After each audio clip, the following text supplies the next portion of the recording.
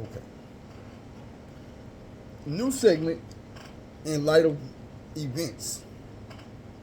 I'm gonna give y'all one of my cocktails. Cause I always mention some of the things I be having going on, but I never give y'all the detail. So, there's this woman, thicker than a bowl of cold grits. I'm talking about yams, soul food, back, front, all this. Now, at the same time, she may be what we in the South call a butterface, meaning everything hidden but her face. She ain't ugly by no stretch of the imagination, but with a body the way she got, the face just don't match up. So, me in my pursuit of happiness, kind of macked her down a little bit. We became friends. I never hid my agenda. I always let her know what I wanted to do. She always was with it, but we just never found the right time. Now, in pursuit of happiness, she did let me know that there was this dude she was talking to, and she was trying to put the rush on me, like, hey, we gotta hurry up and do this because my friend is trying to become more than a friend. And I'm like, well, you need to hold off on that, just get to know dude while we're trying to get our situation under control. And she was like, all right, okay. And it's like every so often I would call her, you know what I'm saying, maybe twice a week. Every so often I would text her, you know what I'm saying, like every other day, every couple days. And these plans just never seemed to develop. And I was like, damn.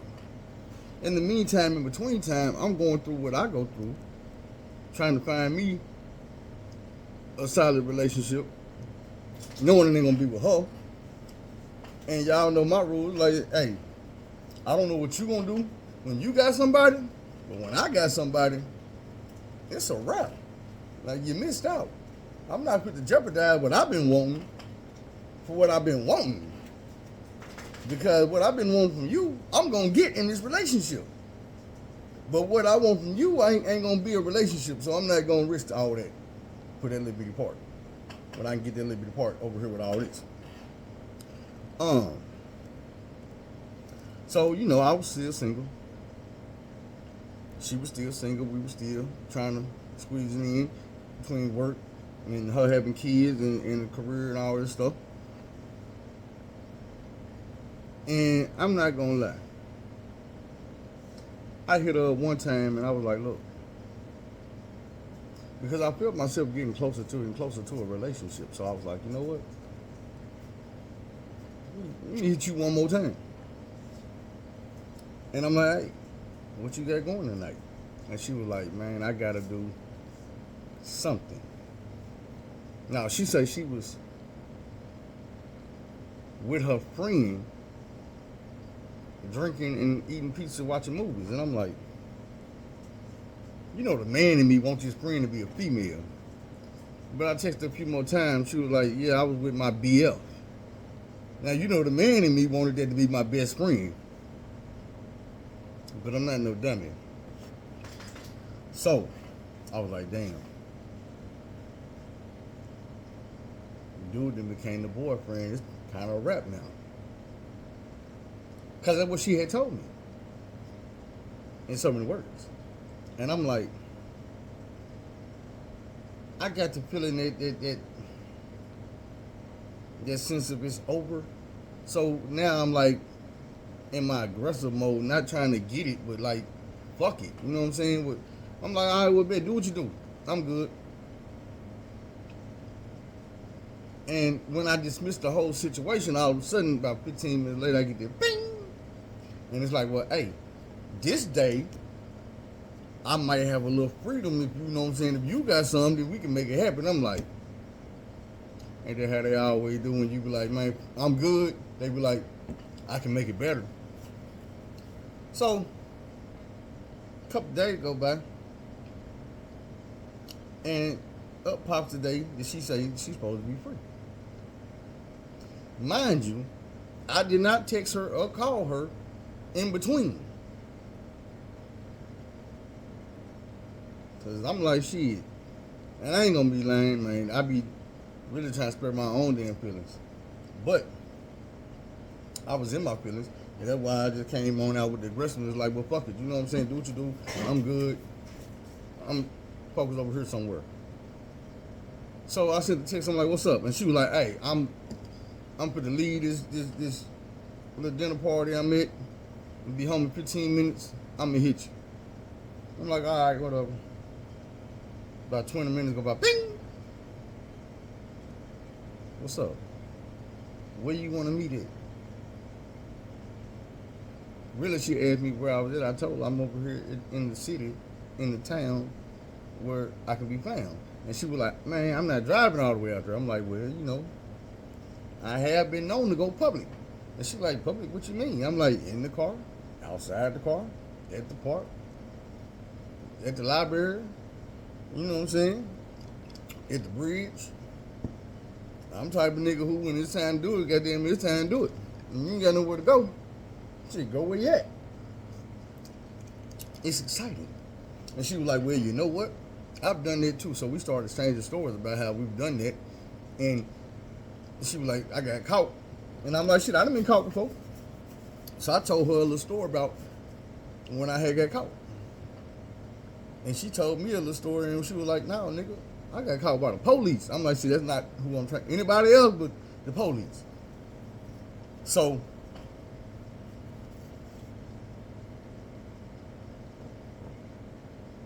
we decide we gonna go to the library.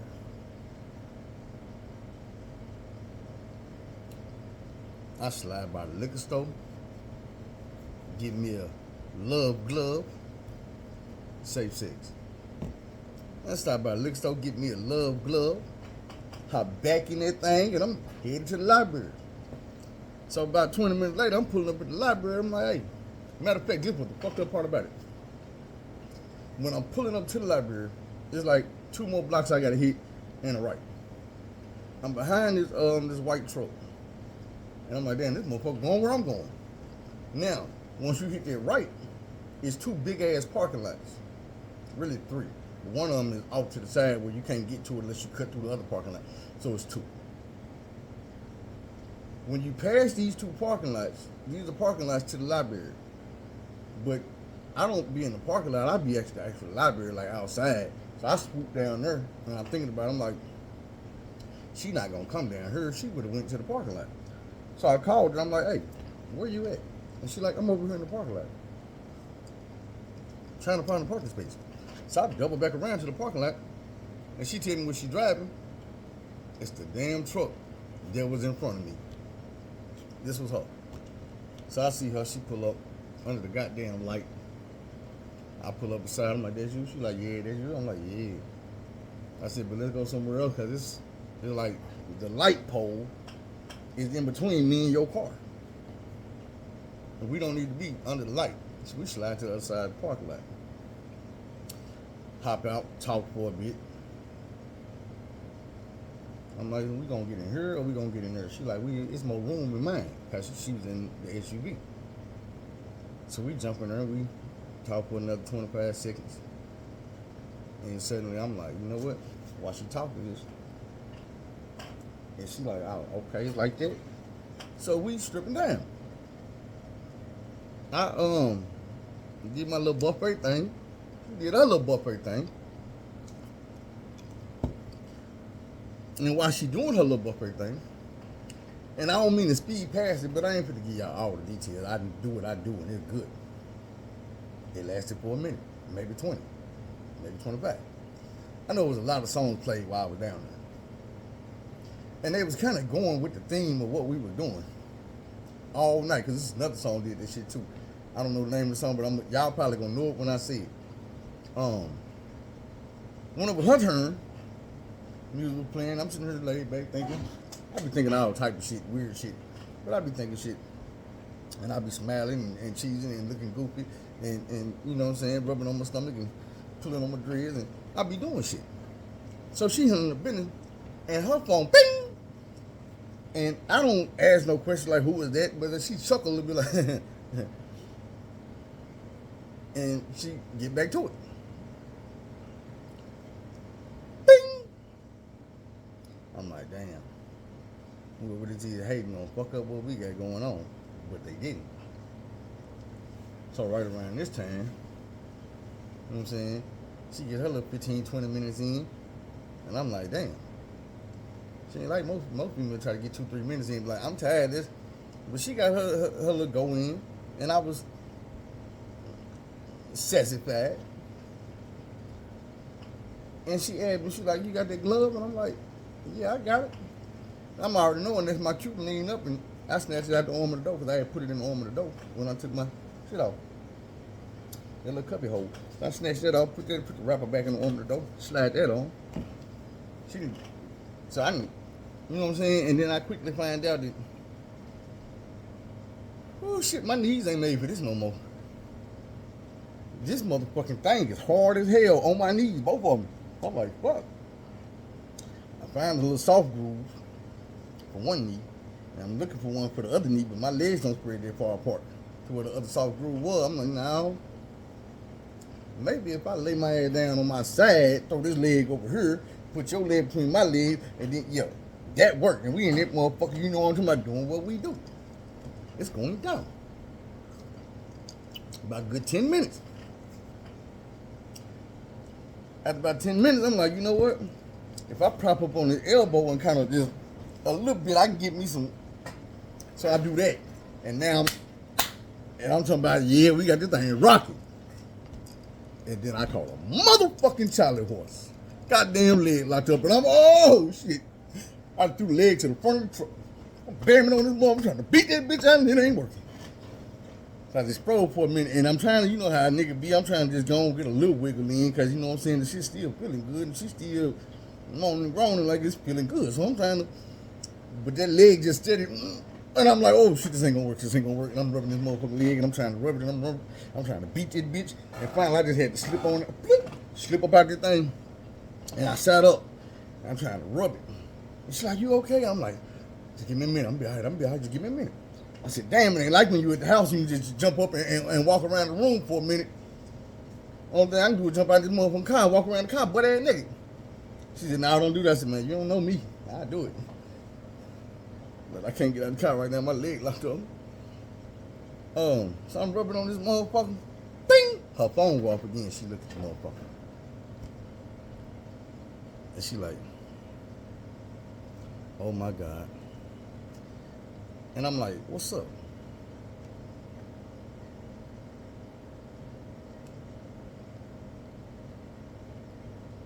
And she like, it's my boyfriend. I'm like, what they got to do with anything? No, because while we was sitting there, it was a truck kept driving by in the parking lot. And the people out here riding scooters and shit. So, you know, that's what they do downtown. But they out here riding scooters and shit.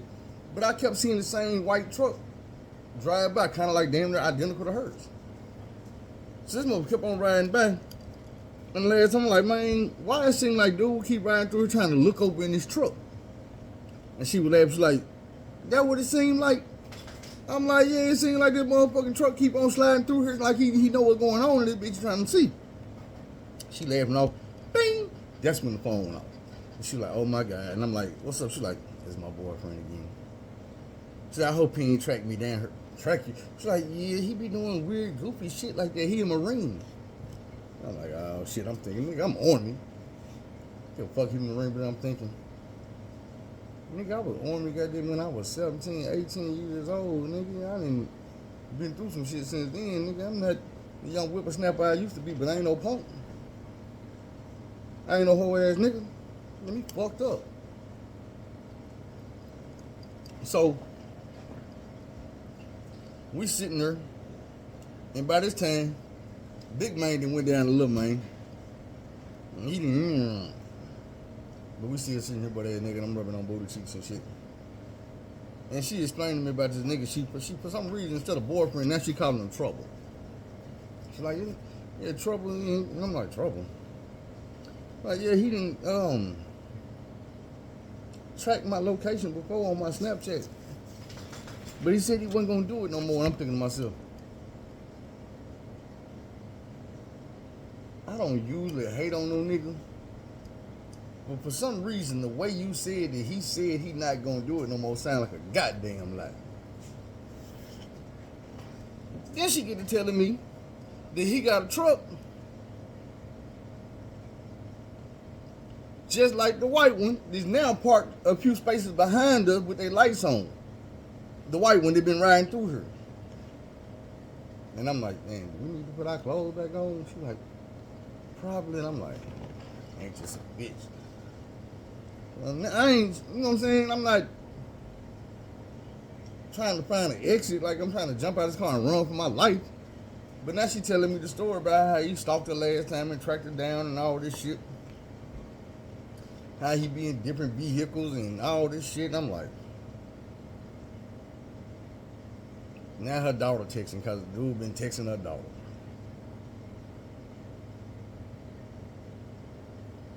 What the fuck going on? Finally, we noticed that that truck behind us, some people that got out of it. It ain't just one person, it's a couple of them. One of them go get in another car. So we like, oh shit, they probably got hurt on what we was on. Or maybe they was just out here on the scooters and shit. Either way it go, it ain't due.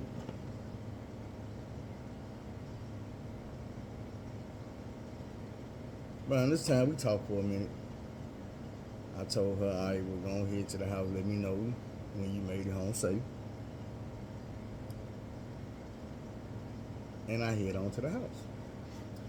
When I get to the house,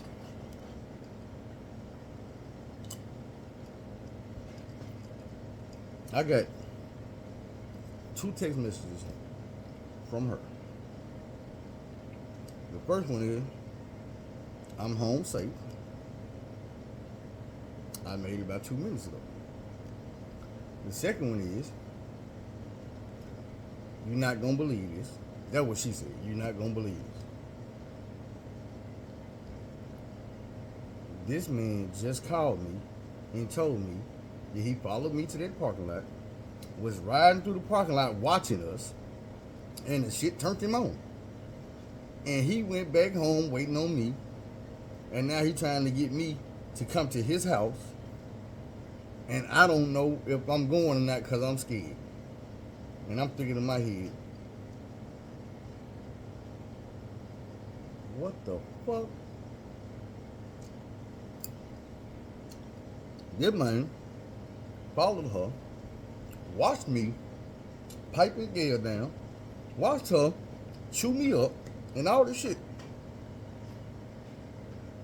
And then he went home and fantasized about the shit. Called her, let her know, and requested her presence so he could get here.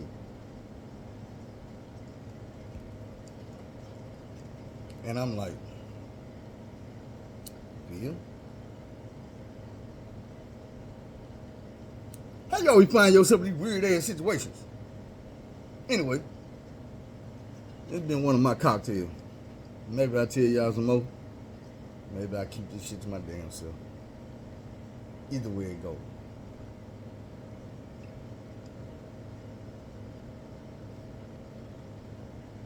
Don't be afraid to take the long road or take the wrong road. Do things the long way or take the wrong way. Find somebody to help. Tell somebody you love them. You know I love y'all. And I appreciate you. We out.